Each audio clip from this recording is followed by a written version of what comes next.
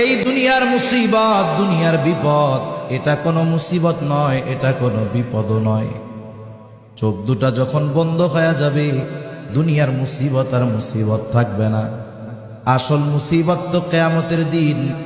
ওই মুসিবতের দিন দুনিয়ার কেউ আমার আপনার পাশে থাকবে না। কি হবে ওই দিনের অবস্থা?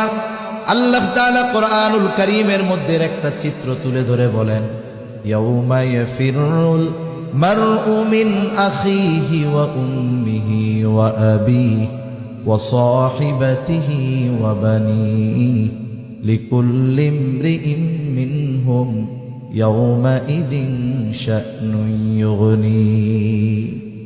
আল্লাহ তাআলা বলেন, কিয়ামতের দিন ভাই ভাইয়ের থেকে পলায়ন করবে। ওয়া উম্মিহি ওয়া আবিহি, পিতামাতার থেকে পলায়ন করবে। ওয়া সাহিবাতিহি ওয়া বানিহি, স্ত্রী সন্তানদের থেকে পলায়ন করবে। অথচ এই দুনিয়ায় একটা মানুষ মা বাবার চেহারা দেখলে অন্তর শীতল হয়ে যায়, সন্তানের বাবা ডাক শুনলে হৃদয়টা শীতল হয়ে যায়, স্ত্রী সন্তানের চেহারা দেখলে চক্ষু দুইটা শীতলতা লাভ করে। কিন্তু কিয়ামতের দিন কেউ কারো সাথে দেখা হোক এটা কামনা করবে না। প্রত্যেকটা মানুষ নিজের চিন্তায় বিভোর থাকবে, সকলেই চিন্তিত থাকবে।